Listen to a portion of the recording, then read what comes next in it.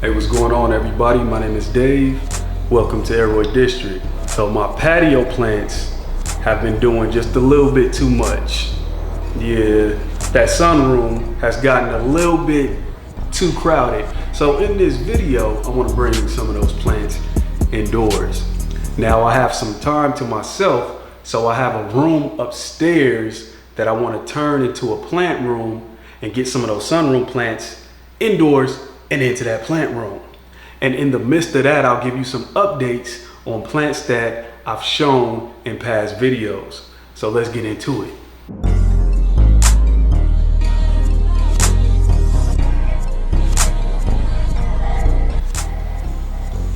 So this is my very own Anthurium hybrid. I created this hybrid, so I'm proud of it. This is the Anthurium Magettii Dark. I crossed this with the Forgetii Dark form and a Crystal Mag. So yeah, I chopped her ass down and we started from the top, and she put out this nice big leaf once she bounced back. I put it out there in the sunroom so she can bounce back, and this is where we're at. So I'm bringing her indoors. But check her out. Okay, so you know, we got this one leaf and then we have this one on the way. I got this nice pot, put her in it, and I think this pot has, you know, it's porous, so it has some aeration.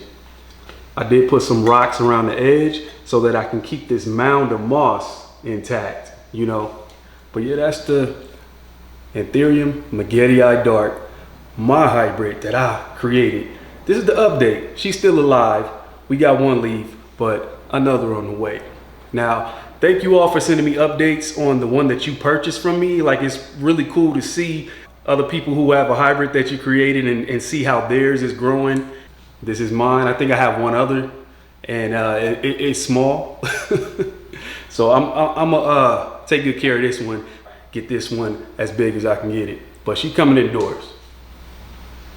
Good googly moogly. This thing is just taking off in this pot. This is another Anthurium hybrid. I've shown before, I put this one in a closed vessel pot, and it is just maturing in every way possible. So this is a new leaf that just emerged. This was the first leaf I went crazy about. Look at that. Now this is one of the only Anthuriums that I have where the hardened off leaf actually looks better than a new emergent leaf. Look at that lush. Look at that lush. This leaf has held up for quite a while, you know, and then it put out this one. We do have a flower right behind it, and we have a second flower that I believe has some berries on it, if you can see that. So, oh, I won't break it. But yeah, I'm so proud of this Anthurium right here because it just took off in this vessel. And I want to take it out this vessel. I low-key just want to take it out, and I am a bit scared that the roots may have wrapped around the bottom of this pot, and I want to save it before it turns bad. I'm not sure. I can't see what's going on in there. I just planted it up in this planter and it took off. So I don't know. I'm gonna leave it. If I'm able to get some berries off of this inflow, once I get those berries, I'll take it out of this vessel and see what's going on with them roots. But yeah, this one, I want to bring it indoors because I feel like Anthuriums can't stand the heat outdoors the same way the Philodendrons do. So, you know, before anything bad happens, you know, we've been reaching, you know, 90+ degrees out here. You know, I'm gonna bring this one in, but there's an update on this one. We got a new leaf and a new inflow. We doing good. Okay, so do y'all remember this right here? Hold on. This is a Hoya macrophylla, or the dinner plate Hoya. Y'all remember this? In one of my videos, I do recall eating some dip off of one of these leaves. It was only 2 leaves and a long vine. Look at it now. So Lizzie gave me this plant. It has been growing. So that long vine it's put out a lot of leaves. So we got this weird leaf here. In the back of that, we got this one. And this is the newest one that actually, nope, it's not even hardened off yet. This one is huge. Look, it can cover up my whole face. But yeah, these Hoyas, man, I like big leaf Hoyas. Like, come on. Like this one is pretty cool. So I stand by everything I say when it comes to Hoya care. You know, I feel like this one took off and put out a lot of leaves because it's in a small vessel. Now I bought this from, what is it? Habitat for Humanity. I thrifted this one basically, and you know, it looks like the plant is growing in this big vessel, but no, that's not the case. If you remember how I set this up in my Hoya video, let me try to take this one. Yeah, that's a small pot, right? That's a small pot that I was able to fit in this nice vessel right here. So, you know, this may be this is a 4-inch pot, something small. The roots are pretty much crowded in there, and that's what causes Hoyas to, you know, put out leaves along the vine, being that the vine is stable on something. So that's why I got this bamboo trellis as well. But yeah, that's the update on this one.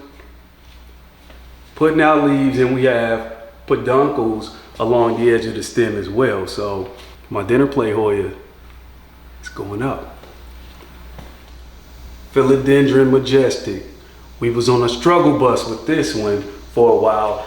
I don't even recall the last time I showed this plant. I just know since I've moved into this house, I've been struggling with it, and it bounced back with a vengeance. Like, this thing is growing like crazy now. But I neglected this plant a lot. I had it outside, I had it indoors, I had it in the bathroom, off to the side. I didn't really care. But when it started to put forth a lot of growth for the summer, I got back into it. That's how it goes, y'all know. So, I mean, this has reached the top of this moss pole.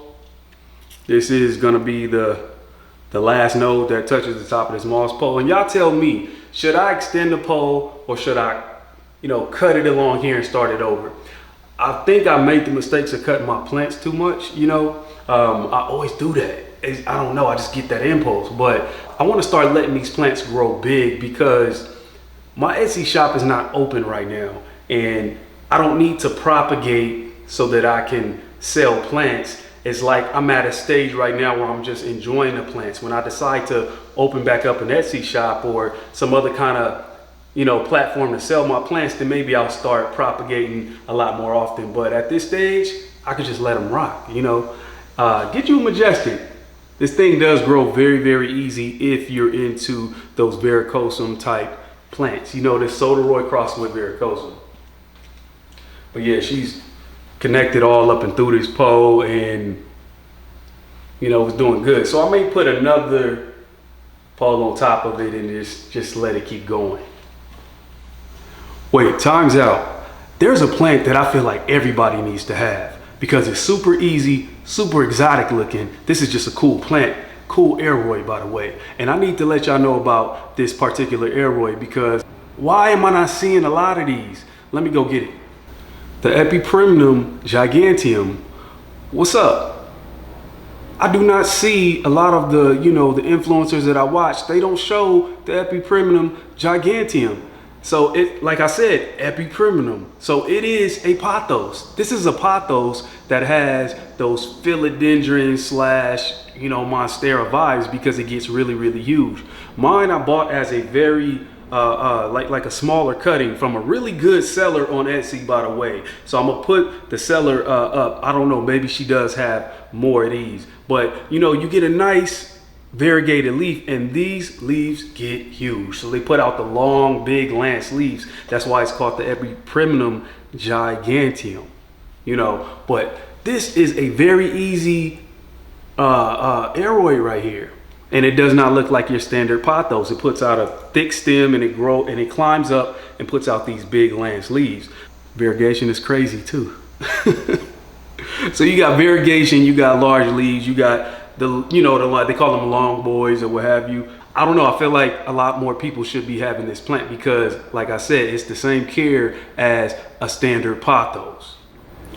Y'all remember I went on this whole rant about, you know, we should take some of the basic common plants and just grow them as good as possible. Like sometimes you don't need all of the, you know, trendy exotic plants. Sometimes you can find that plant at the grocery store or Home Depot, big box store, and just, you know, grow it as best as possible. This is an example of that.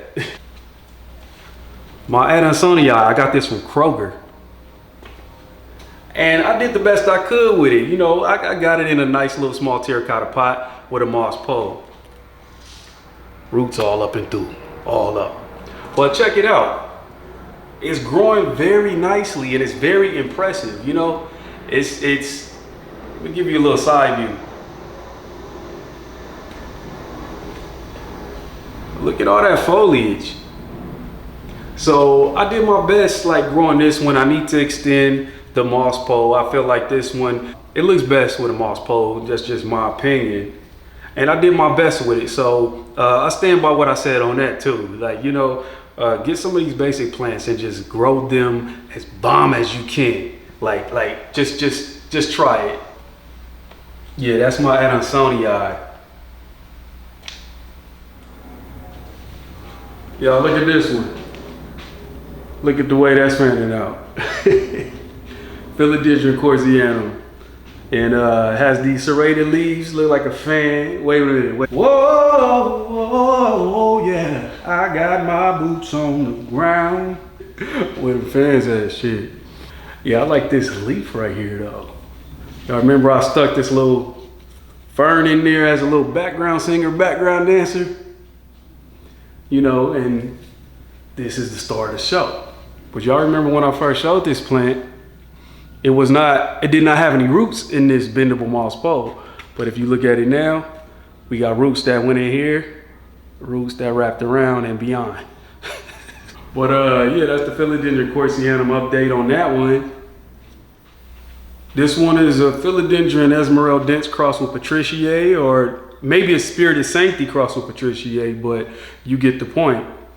It's getting a little bit too hot for this one because I'm noticing that the leaves are just getting a little bit too flimsy when the heat builds up. I bet you if I put a thermometer out there, it'll be probably 95, 98 degrees or something like that. Because it is hot in that sunroom during this, you know, this is like the brink of summer. So, you know, yeah, here's an update on this one. We got a new leaf in the front right here. Still not hardened off. Let's see, which one was it? Maybe this one was the latest leaf. Look how long that one got. And then this one's still expanding. So I definitely want to protect this. Oh yeah, I also, this pot has a little background dancer as well. This is a little Epipremnum popping out at the bottom of this one. And you know, this one is on its way to climbing up this pole. And this was after I cut it too. It put out this leaf after I cut it.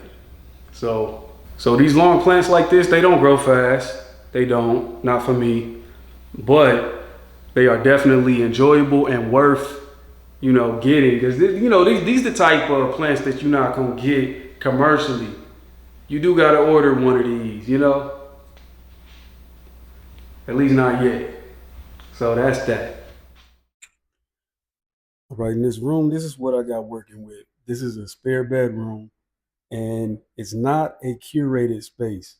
I'm just throwing the plants in here for now until I can really work on it. And I actually left myself a lot of room to grow. Let's start with this greenhouse, a plastic greenhouse from Amazon. Y'all know how that go. I feel like they work best indoors. Now I didn't stuff this with a lot of plants. I left me some space, you know, so I can slowly work up to putting more plants in here from outside or downstairs or, you know, whatever. But look at this philodendron though. Like, listen, anthuriums, you know, they look good. They look nice, but philodendrons are always going to be my favorite. Look how prestige and regal that philodendron is. That's crazy. So I got my anthuriums down here. We have a varicosum. We have some philodendron hybrids right here. Another philodendron hybrid right there. We got a palm, a strap leaf, anthurium, and some other bits on this side. Right here is Wheezy. This is Philodendron Ruizii, and Wheezy needs to cool down. Like, this plant got burnt up out there. See, that's signs of heat stress. The leaves are kind of yellowing from the high heat, the 90 degrees out there.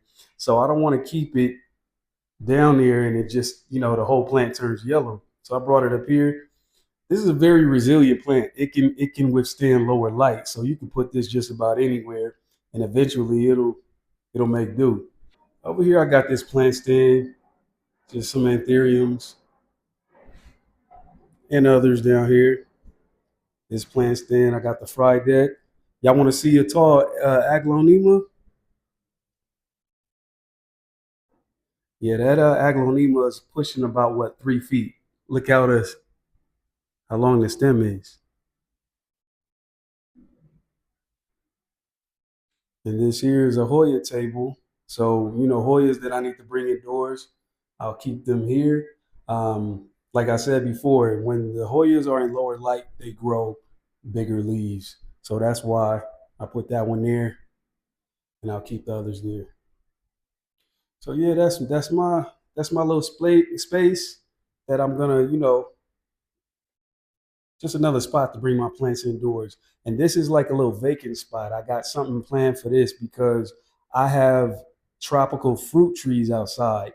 And during the winter, I need somewhere to put them. So I'm leaving this space blank because I'm going to get some high output lights and keep my trees there to overwinter the tropical fruit trees. So yeah, that's my plant room. I'll give a tour once I kind of really get this really vibed out. And just to take a quick look at the garden, I have a lot of produce. Tomatoes. We have watermelons. Look at my little makeshift hammock. So those are like personal size watermelons. They'll probably get half time bigger than that. A couple more pounds on those. And we have a lot of bell peppers. I really utilize the bell peppers. As you can see, I've harvested a lot off of them. We got bell peppers, more tomatoes. This is a grapevine that I took off of a friend's grapevine and propagated it. It popped out with those leaves, so we're good to go. We got blackberries starting to ripen. We got cucumber and squash. Hold on.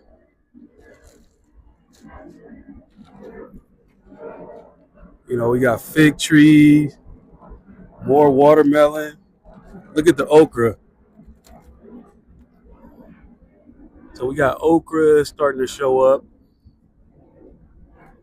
and some herbs down there. Wait, this is a variegated lemon tree here. Look at the variegation on it.